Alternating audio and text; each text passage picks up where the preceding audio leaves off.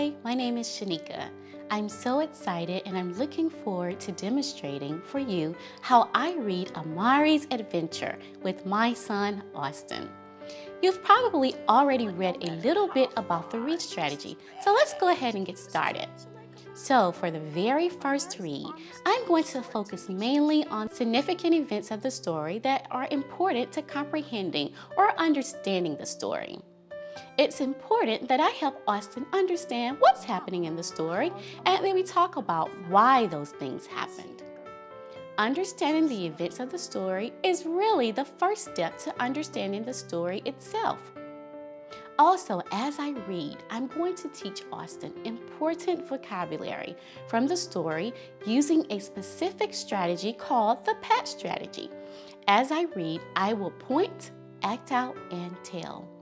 And of course, as always when we're reading, we're going to have a little fun with it too. Are you ready? Here we go. From my heart to yours, let's read. The title of this story is Amari's Adventure, written by the Rollins Center for Language and Literacy at the Atlanta Speech School. It's illustrated by Maurice Jackson Jr. Here, Austin, I noticed here's a sign that says Zoo Atlanta. I wonder what this little girl is doing at the zoo. So let's read and find out. Amari's Adventure. Amari, called her dad from downstairs. Wake up. It's your special day with Mama and Will. But Amari was already awake. She sat up in bed and she hugged Tiger and whispered, "Today is the day." Amari seems excited or really happy. Can you make your face look excited? Wow, that's a nice, exciting face. Amari and Will followed or went behind Mama toward the bus stop.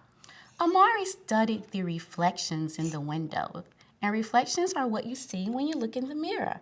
Her brother's head bobbed tall above hers. Mama and Will and Mama walked faster than she did, so Amari skipped her feet every few steps to keep up. I noticed that there's a statue of Dr. Martin Luther King Jr. He was a great leader who helped people.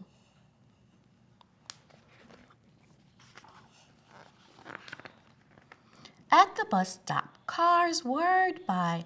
Mama squeezed Amari's hand and leaned in close. Are you ready for your big adventure?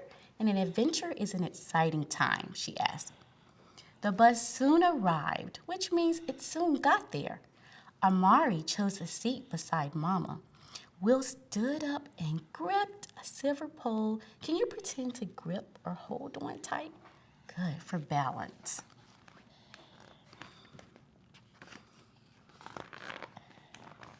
The zoo was a busy place. Amari and Will bumped their heads together looking at the map. Where are the tigers? Asked Amari.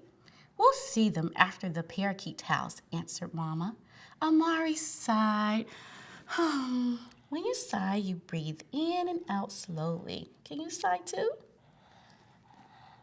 I sighed. There was a sturdy log fence at the elephant exhibit. And an exhibit is a place where you see interesting things. Will barely noticed the fence, but Amari had to stand tall on her tiptoes to see over it. Know what? Said Will. I read at school that elephants can eat up to 600 pounds of food a day. Things like honeydew melon, celery, lettuce, and sweet potatoes. Just like we dig up in the community garden, laughed Amari.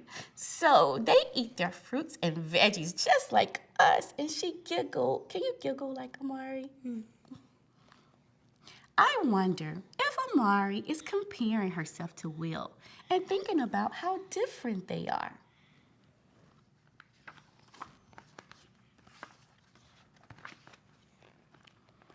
The parakeet's house was next. Amari and Will each got a little bird stick covered in bird seed. Will held his stick near a tree full of hungry parakeets. But no matter how far she stretched, can you stretch like Amari? Amari's arm was too short to reach the tree. Then finally, she reached under the fence and held out her stick to a teal parakeet on the ground. He gobbled, which means he ate the seeds really fast. He gobbled the seeds greedily. Can you gobble? Can you gobble? Can you show me how you gobble really fast? Yum, yum.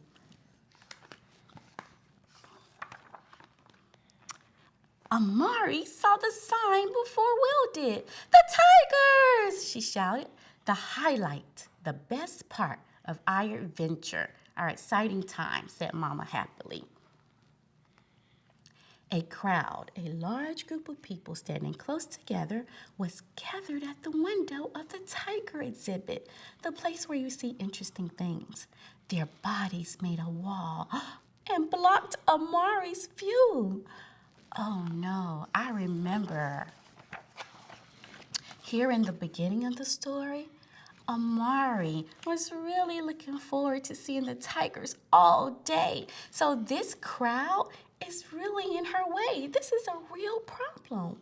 Amari has been really looking forward to this, and now the crowd is creating a wall. Oh my goodness. She couldn't see a thing. Her heart beat fast and her throat felt tight. Then she noticed something there at the bottom corner of the window. There was an empty space. No one was there in the crowd. I'm small enough to fit there, she thought.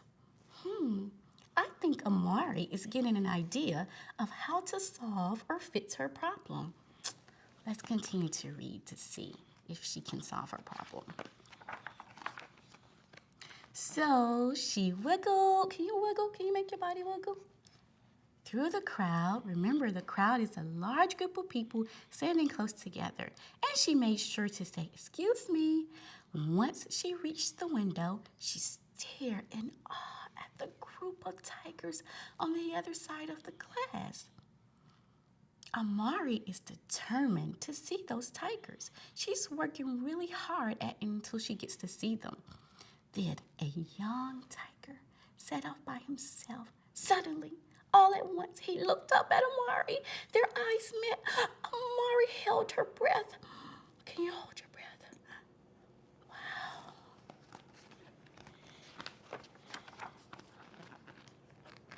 A small girl had followed. She went behind Amari through the crowd, the large group of people standing close together, to the window.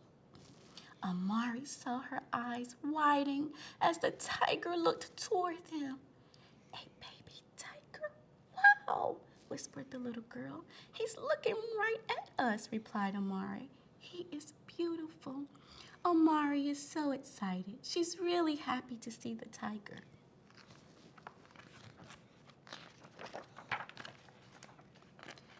Later, Mama spread their picnic blanket by a big oak tree at the park.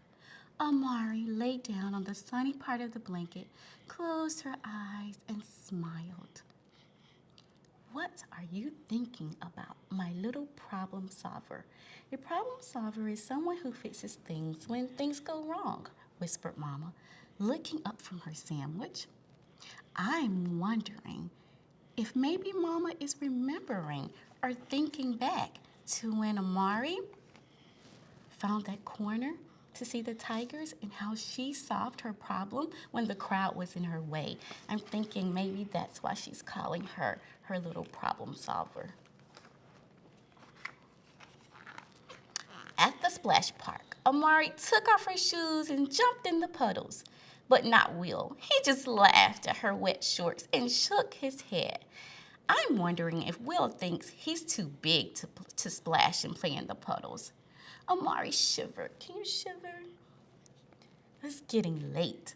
Mama wrapped her up in their big purple towel and rubbed her back to warm her up. We've had quite an adventure, an exciting time today, Mama said. Back at home, Amari couldn't stop talking about her adventure. Mama, that was really an adventure, an exciting time, she said. I was so upset because of that crowd, that large group of people standing close together, but that corner spot was empty. There wasn't anything there, and just the right size for me.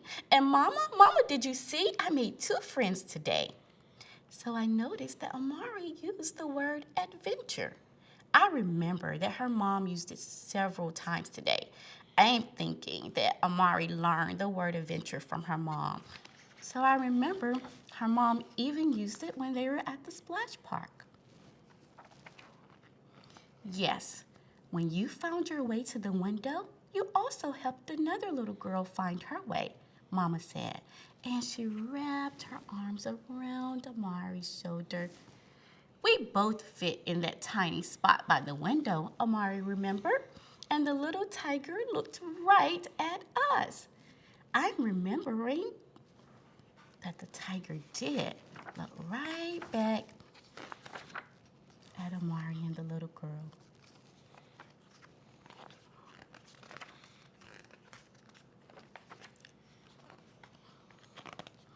Amari laid her head on Mama's soft lap. Mama's flowered skirt smelled like fresh cut grass from the park. I wish I had seen that tiger, Amari, Dad said. It sounds like it was a real adventure. Amari grinned, then glanced up at Will brushing his teeth across the hall. He stood tall, leaning toward his reflection. Remember, a reflection is what you see in the mirror. Snuggling in close to Mama, Amari said, I'm smaller than Will, but today I felt big. The end.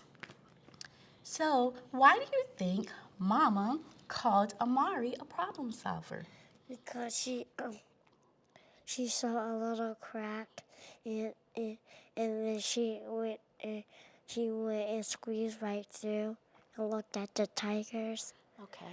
And what was the original problem? Why was that why did she have to find that corner? Because because there was a bunch of crowd of people and she couldn't see the tigers. Right, there was a crowd of people. They were blocking her view of the tigers. So she was a problem solver. She fixed her problem by finding the empty spot.